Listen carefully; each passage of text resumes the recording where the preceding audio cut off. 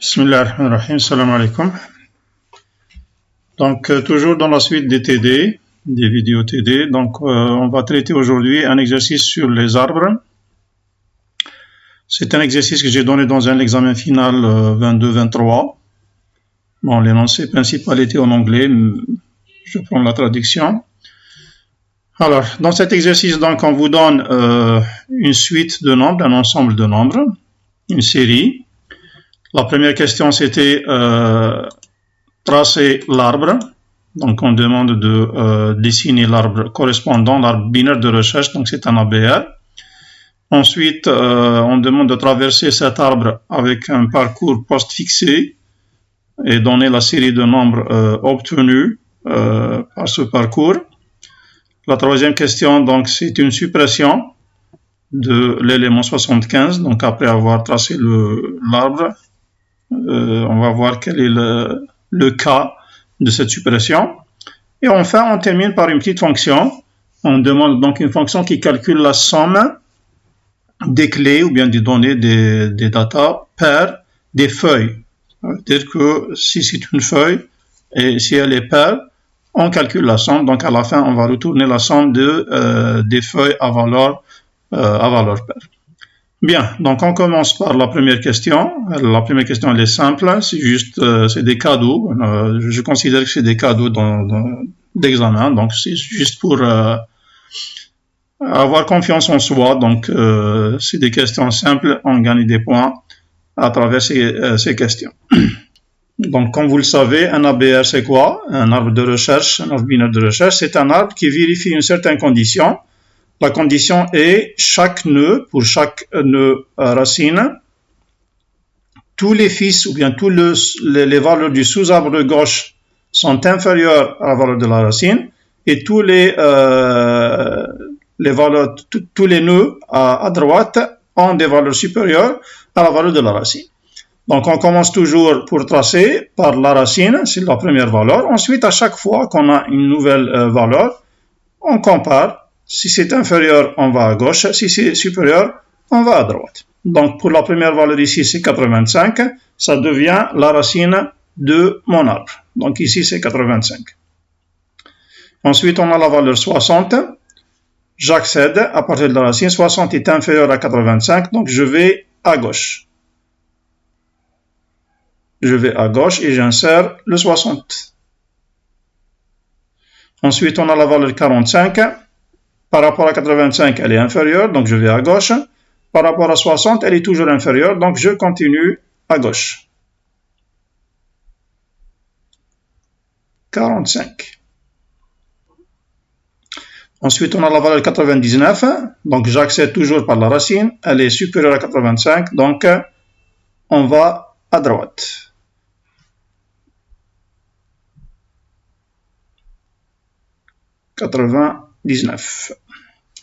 Ensuite, j'ai la valeur 75, j'accède toujours par la racine, elle est inférieure à 85, je vais à gauche, supérieure à 60, je vais à droite. Donc ça, c'est la valeur 75. Bien, ensuite on a 65. 65, il est inférieur à 85, donc je vais à gauche. Supérieur à 60, je vais à droite. Inférieur à 75, je vais à gauche. Donc j'insère le nœud ici, à gauche, c'est le nœud 65. Ensuite, on a le nœud 67, toujours à partir de la racine. C'est inférieur à 85, je vais à gauche. Supérieur à 60, je vais à droite. Inférieur à 75, je vais à gauche. Supérieur à 65, je vais à droite. Donc, j'insère.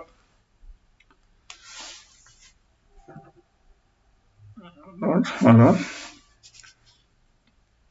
Donc, j'insère la valeur 67 ici. Ensuite, on a 79. Il est inférieur à 85, je vais à gauche. Supérieur à 60, je vais à droite. Supérieur à 75, je vais à droite toujours. Je vais à droite. c'est la valeur 79. Ensuite, on a 76. Il est inférieur à 85 à gauche, supérieur à 60 à droite, supérieur à 75 à droite, inférieur à 79 à gauche. Donc, on va à gauche et on insère le 76. Ensuite, on a le 120. 120, il est supérieur à 85, je vais à droite. Supérieur à 99, je vais encore à droite. J'insère le 120. Ensuite, on a 110. 110, il est supérieur à 85, je vais à droite. Supérieur à 99, je vais à droite. Inférieur à 120, je vais à gauche. 110. Ensuite, on a 95. 95, il est supérieur à 85, je vais à droite. Inférieur à 99, donc je vais à gauche. C'est le 95. Ensuite, 78, il est inférieur, je vais à gauche. Supérieur, je vais à droite. Supérieur, je vais à droite. 78. Inférieur, je vais à gauche. Supérieur, je vais à droite.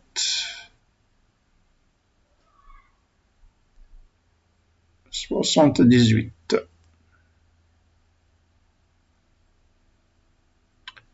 Et enfin, le 66, il est inférieur, je vais à gauche. Supérieur, je vais à droite. Inférieur, je vais à gauche. Supérieur, je vais à droite. Et inférieur, je vais à gauche. Le voilà.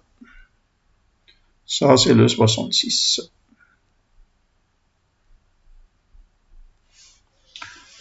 C'est bon. Donc, là, on termine la première question qui est le tracé ou bien dessiner l'arbre. On dessine l'arbre. Bien.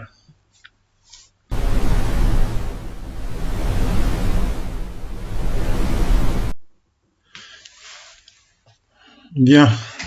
Alors, passons maintenant à la deuxième question. Donc, dans la deuxième question, on vous demande un parcours.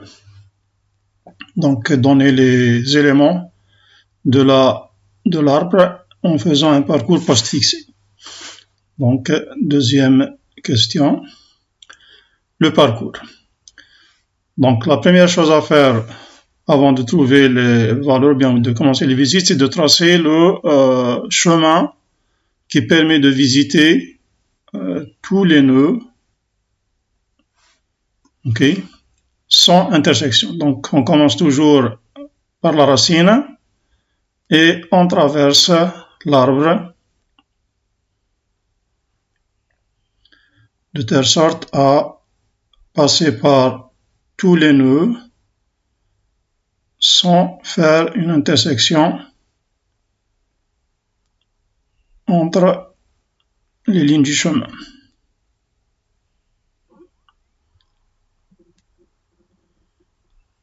Voilà.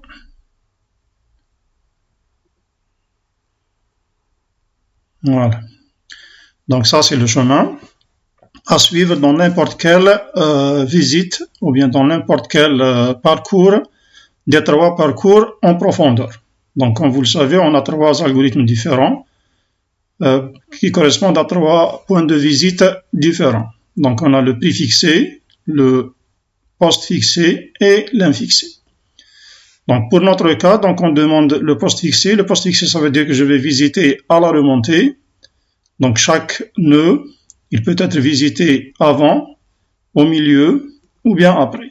Donc, pour notre cas, on vous demande le post-fixé. Donc, ce qu'on fait, d'abord, on doit positionner les points de visite ou bien faire apparaître les points de visite. Donc, celui-là, c'est la descente. Donc, je ne visite rien. Maintenant, j'ai ce point de visite. Donc, je vais pour 45. Pour 60, non. 65, non. Donc le 66, je vais le visiter ici. Le 67, c'est la dernière visite, donc je visite. Le 65, c'est la dernière visite, donc je dois visiter. Ok, le 78. Donc on visite ici le 76. Le 79. Le 75. Le 60. 85, non. 95, oui, donc je le visite ici à la remontée. Le 110, le 120, le 99 et enfin le 85. Alors pour ne pas se tromper, on va compter le nombre d'éléments qu'on a, le nombre de nœuds, donc 1, 2, 3, 4, 5, 6, 7, 8, 9, 10, 11, 12, 13 et 14. 14 nœuds, donc j'ai combien de points de visite? 1, 2, 3, 4, 5, 6, 7, 8, 9, 10, 11, 12, 13 et 14. Voilà.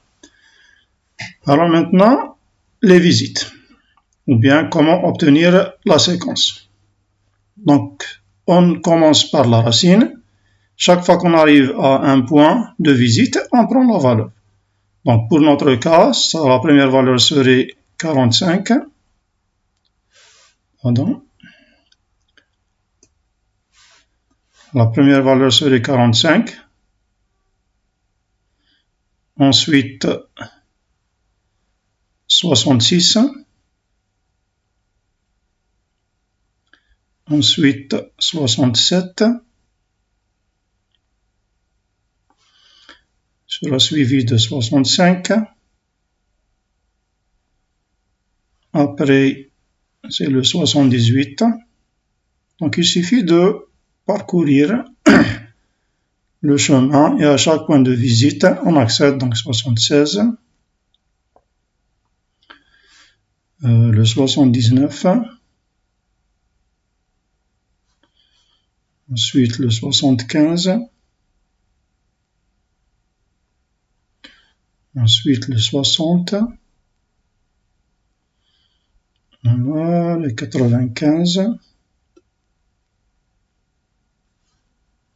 Le 110. Le 120. Le 99. Et enfin le 85. Voilà, donc 1, 2, 3, 4, 5, 6, 7, 8, 9, 10, 11, 12, 13 et 14. Donc c'est ça le résultat du parcours postfixé. Alors juste comme question supplémentaire, si on veut avoir le parcours infixé, alors l'infixé c'est plutôt le préfixé, c'est avant ou bien à la descente. Donc dans ce cas, donc je dis bien c'est une question supplémentaire. Donc dans l'examen on demandait le postfixé. Si on demande le préfixé, donc les points de visite seraient ici pour le 85, deuxième, troisième, le quatrième, cinquième, sixième, septième, le huitième, le neuvième, le 10, le 11, le 12, le 13, alors, est-ce qu'on a oublié? Voilà, 67, oui, le 99, le voilà. Donc 1, 2, 3, 4, 5, 6, 7, 8, 9, 10, 11, 12, 13 et 14. Bien. Alors si on demandait le préfixé, donc le résultat serait le suivant. Donc on va commencer par le 85, donc ça c'est question supplémentaire.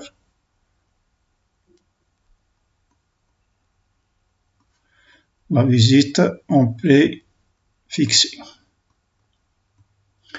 Donc, on obtient le 85, le 60, le 45,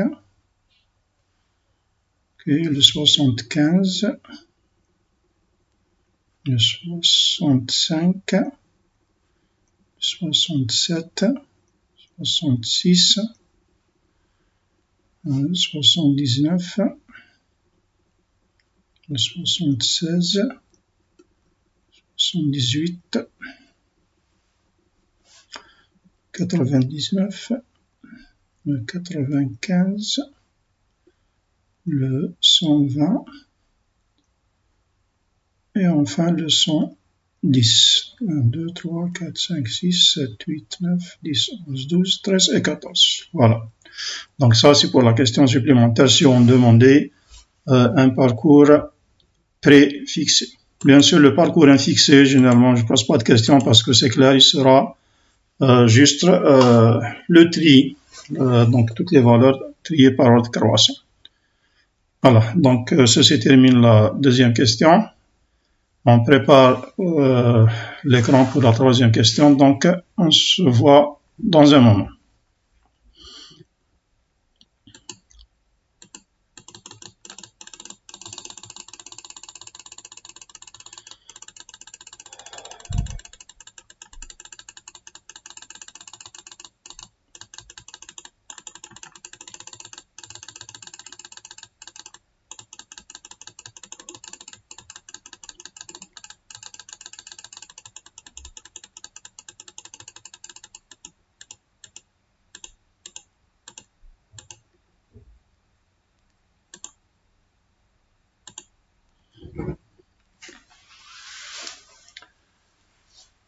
Voilà, donc on est de retour pour la troisième question.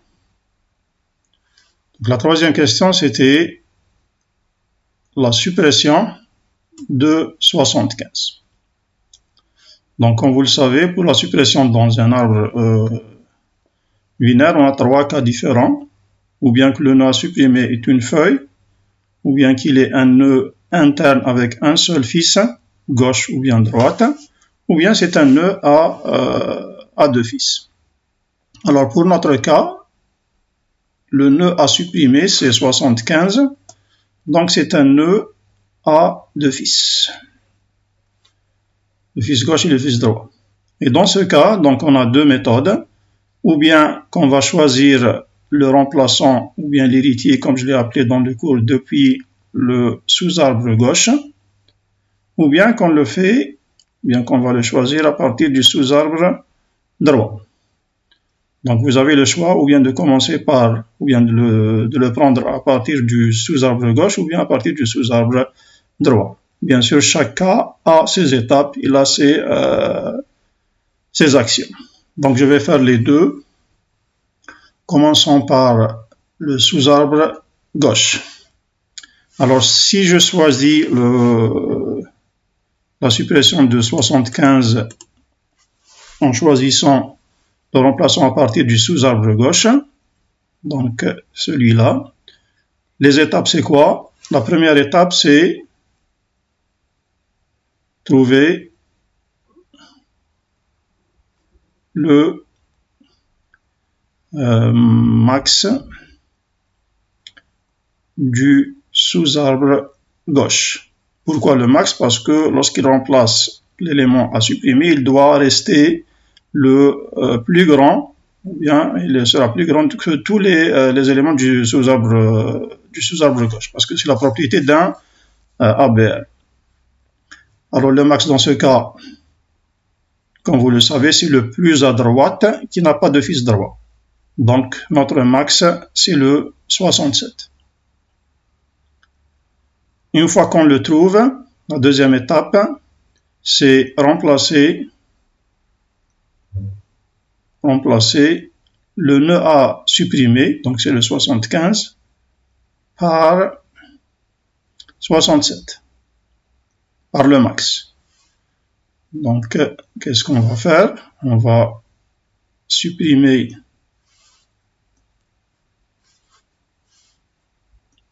le 75.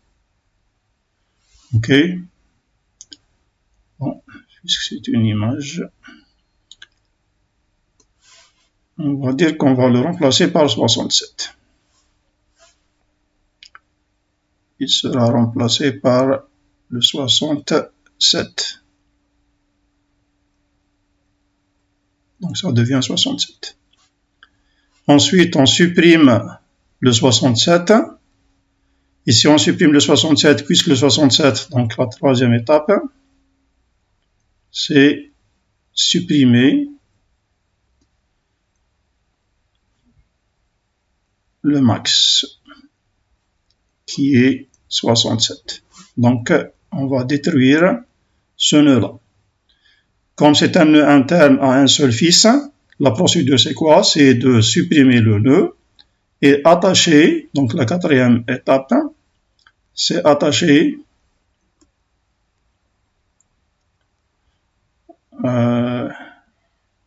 les enfants de 67 à bien au père. Donc, qui est en fait le 65. Père de 67. Donc, ce nœud-là, il va être ici. Ce qui fait que on va déplacer ce nœud-là. Et donc, le nouveau arbre serait avec un 66. Donc, toute cette branche va disparaître. Et le 65 aura un fils droit qui est le 66, qui était le fils gauche de 67. Donc ça, c'est la première méthode. La deuxième méthode, donc je vais choisir une autre couleur.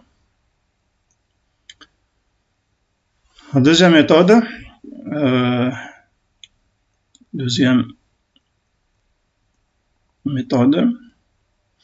on va choisir le sous-arbre droit. Alors, si on choisit le remplaçant, il doit être à partir du sous-arbre droit. Donc, la première chose à faire, c'est pour garder ou bien pour préserver la propriété des ABR, chaque élément doit être inférieur à tous les éléments de la droite. Ça veut dire qu'on va trouver le min dans ce cas, et non pas le max. Trouver le min du sous-arbre droit, qui est dans ce cas, bien sûr, le min dans un ABR, c'est le plus à gauche qui n'a pas de fils gauche. Donc, c'est le 76. Ok. La deuxième étape, c'est exactement la même chose. Donc, remplacer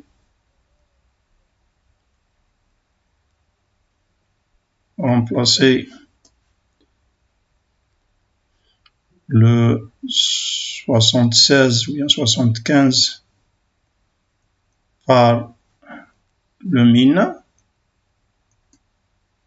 qui est 76. Donc, qu'est-ce que je fais dans ce cas? Ça va être, donc je remplace, il devient 76. Ok. Et ensuite, la même chose, donc la même étape, supprimer le min 76. Donc, on va détruire ce nœud-là. Là aussi, c'est un nœud interne à un seul fils. La suppression est très simple. Qu'est-ce qu'on fait? On fait juste attacher ces enfants. Donc, attacher le 78 au père de 76, donc qui est le 79 dans ce cas. Ce qui fait que maintenant on aura toute cette branche qui va disparaître et le fils gauche de 79 va devenir le 18. Donc voilà la réponse à la troisième question avec les deux méthodes. Bien sûr en examen, vous allez choisir l'une des deux. Bon, si vous faites les deux, c'est tant mieux. Mais on vous juge sur l'une des deux méthodes. Bien, donc on passe à la dernière question dans un moment.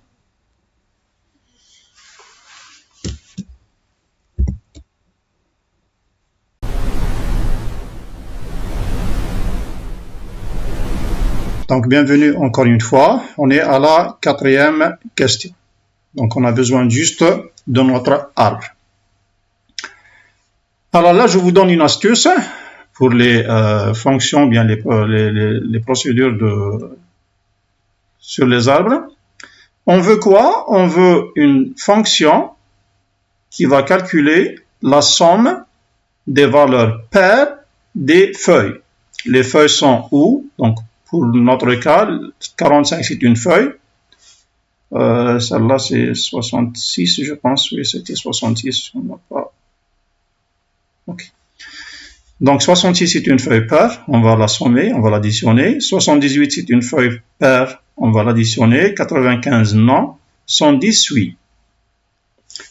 Alors, comment on procède? On veut la somme.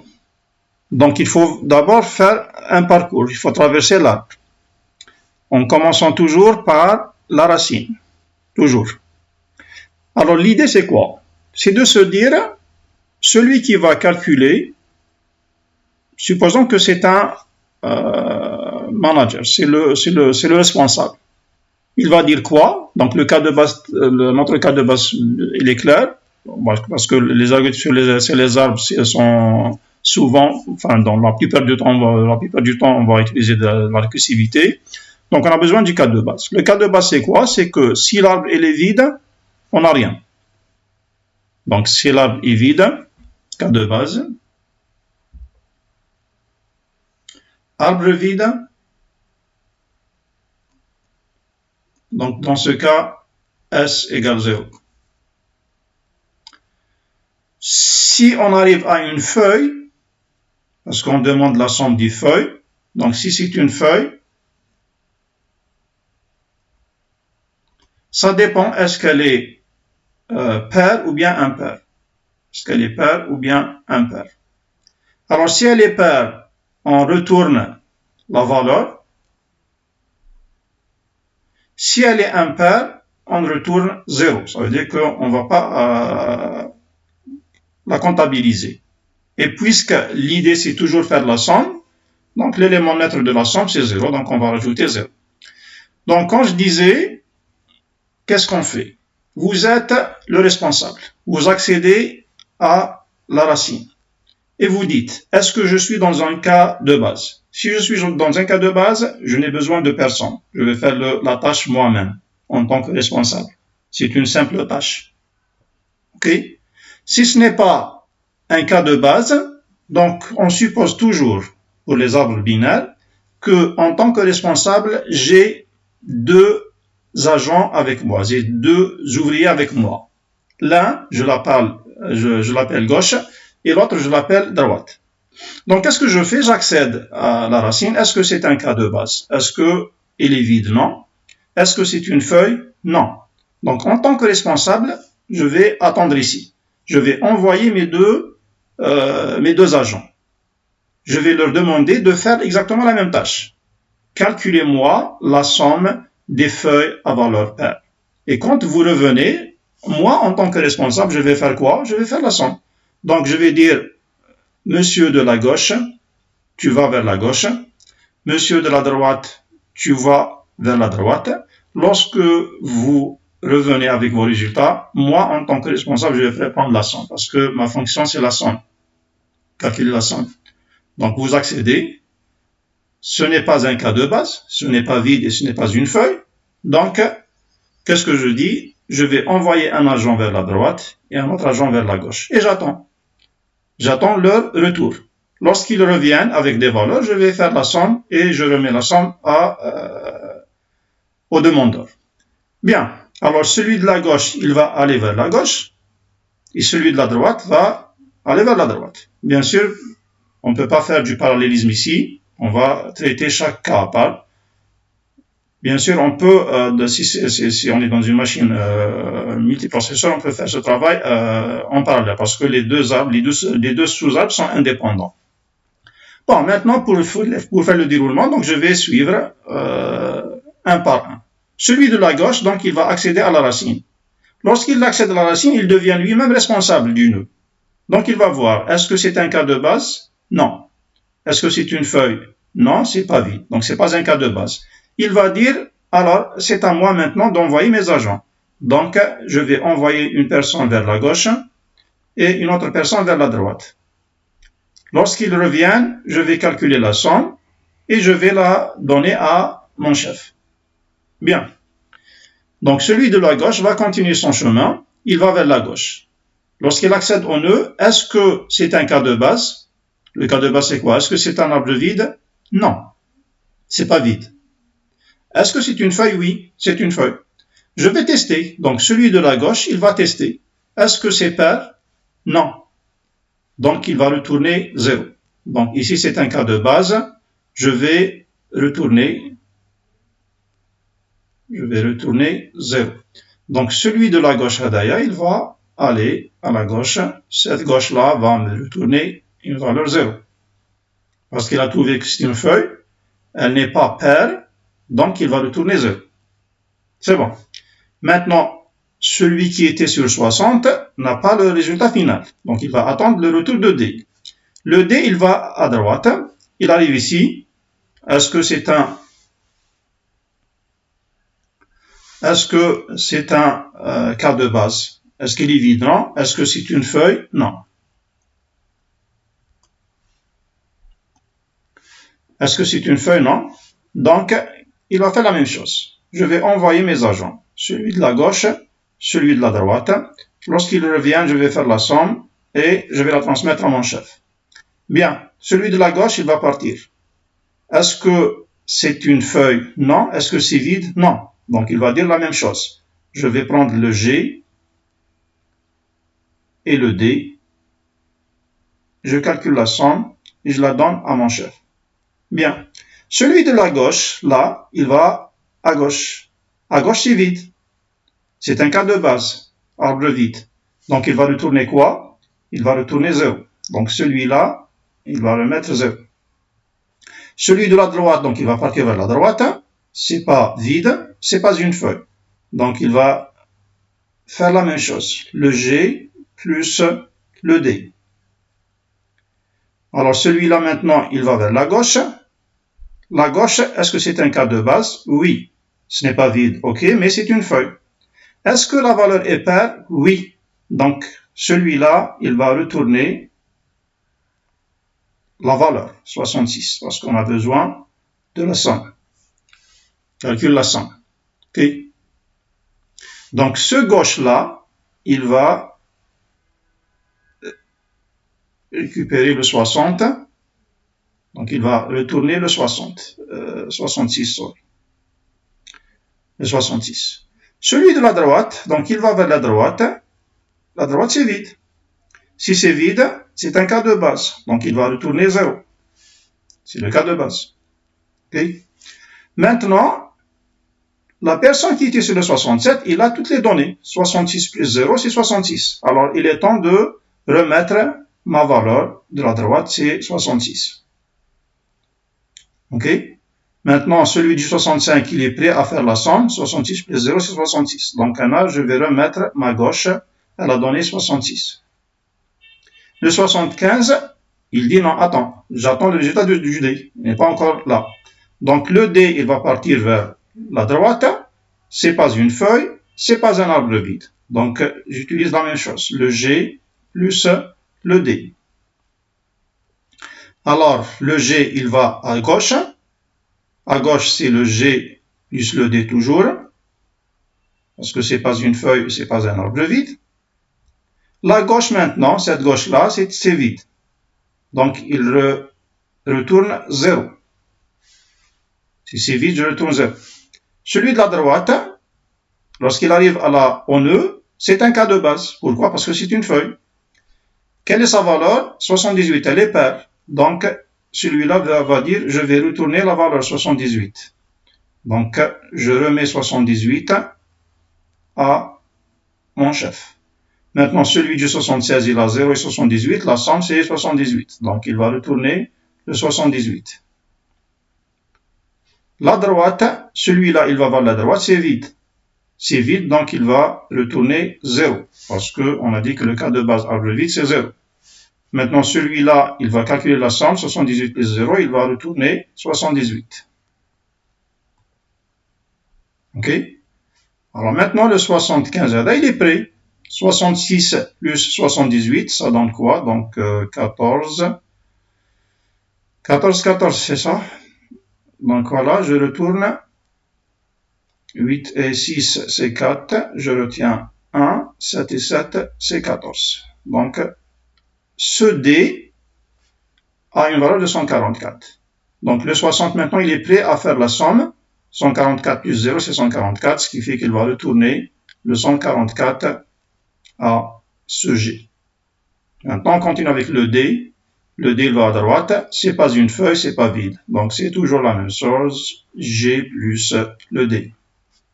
Ce G, il va à gauche. C'est un cas de base. C'est pas vide, oui, mais c'est une feuille. Mais c'est une feuille impaire. Donc là, il va dire je vais retourner 0. Donc je retourne 0. Ce D, il va donc à G plus D.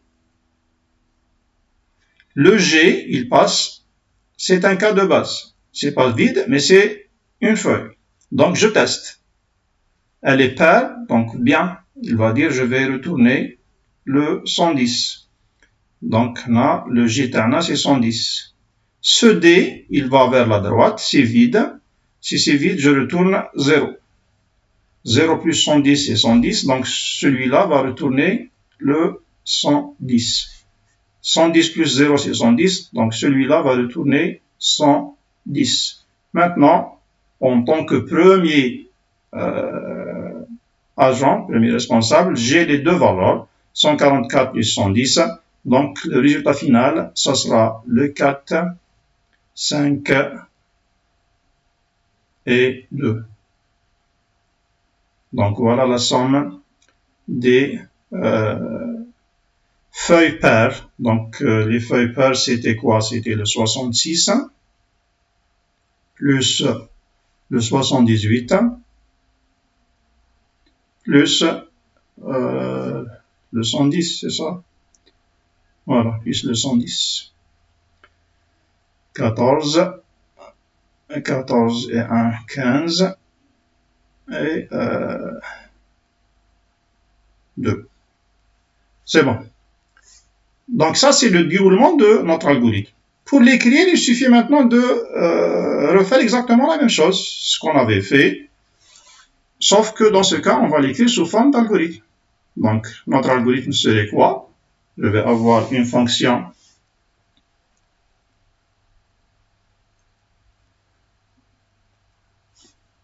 c'est ma fonction on va appeler quoi? Sum even leaf.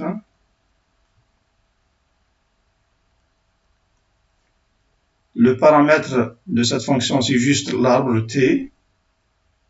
Donc, c'est un arbre ou bien un tree en anglais. Ok, c'est un arbre. Elle va nous retourner un entier qui est la somme des feuilles. Je n'ai besoin d'aucune variable locale parce que, en fait, c'est juste des appels et on retourne des valeurs. Donc, je peux commencer par début. Alors, le principal cas de base, c'est si arbre vide.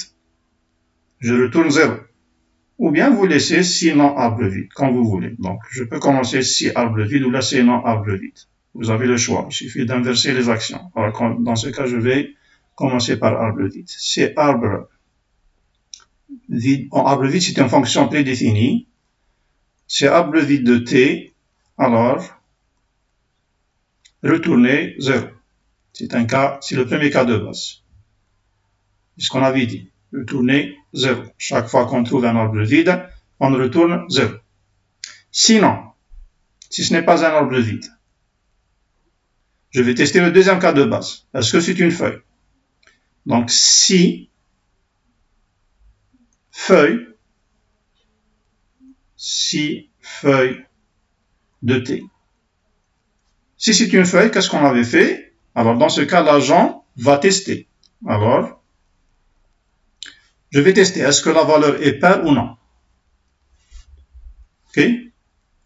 Donc, si le T val, bien T data, mode, pour tester la parité, donc on utilise la fonction mode. Alors quoi? Alors, retourner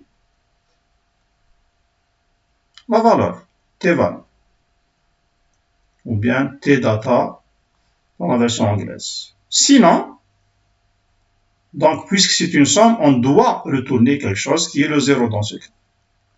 Retourner la valeur 0. OK? Fin de si. Sinon, si ce n'est pas une feuille, sinon on m'a dit que maintenant je vais envoyer mes agents. En fait, les agents, c'est quoi? C'est des appels à la fonction. Donc, ici, je vais dire retourner quoi?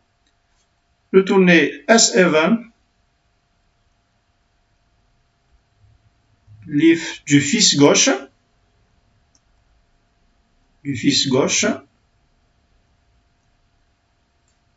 de T, ok, plus, ce qu'on avait fait la somme à chaque fois, G plus D. G plus D, c'est des appels à la fonction, en fait. Plus la fonction à droite. S, even, leaf, de la droite. Donc, c'est du fils droit de T. Fin de si. Et fin de si.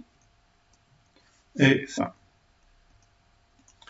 Et voilà ce qui termine notre fonction. OK? Donc, au propre, comme d'habitude, voilà la fonction.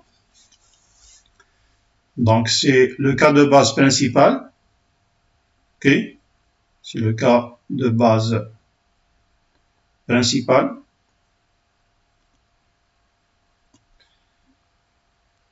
Si c'est un cas de base, donc je retourne 0. Sinon, ça c'est un cas de base secondaire. OK? Ça veut dire que lorsque l'agent accède à une feuille, il va tester est-ce que c'est pair, il va retourner le tdata. Sinon, il va retourner 0. Sinon, si on n'est pas dans une feuille, dans les deux cas de base, c'est pas une feuille, c'est pas vide, on va retourner la somme du gauche, left child, plus la droite, right child. Voilà, ceci termine notre exercice et bonne chance à tout le monde. Comme d'habitude, si vous trouvez que c'est intéressant, n'oubliez pas de faire un like pour que cette vidéo arrive à d'autres personnes, d'autres étudiants pour bénéficier du contenu. Je vous remercie et à la prochaine fois.